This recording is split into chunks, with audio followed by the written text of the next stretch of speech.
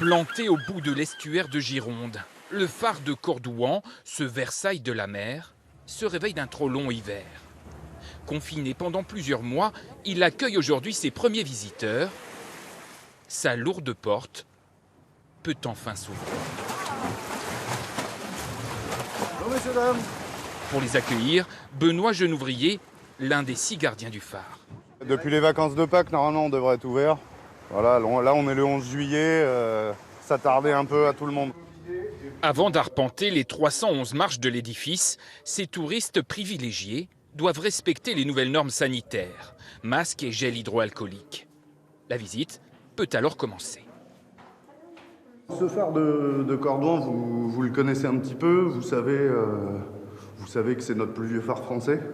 Ces dernières semaines, des travaux indispensables ont été réalisés, comme ici, sur les parois de la Chambre royale.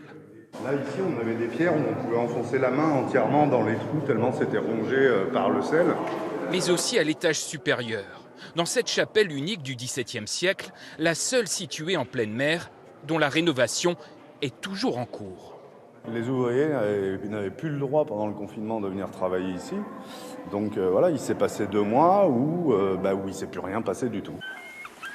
Le moment le plus attendu de la visite se situe à 68 mètres de hauteur, juste sous la lentille du phare, avec cette vue exceptionnelle.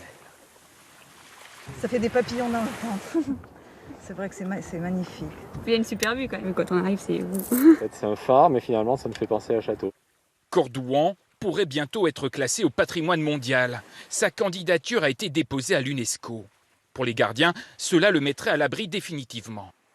Ce phare, ça fait plus de 400 ans qu'il est debout. Une fois qu'il est inscrit au patrimoine mondial, là, on est sûr que personne ne l'abandonnera jamais.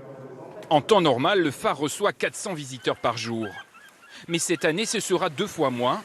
Pour voir ce bijou d'architecture, il faudra réserver et s'armer d'un peu de patience.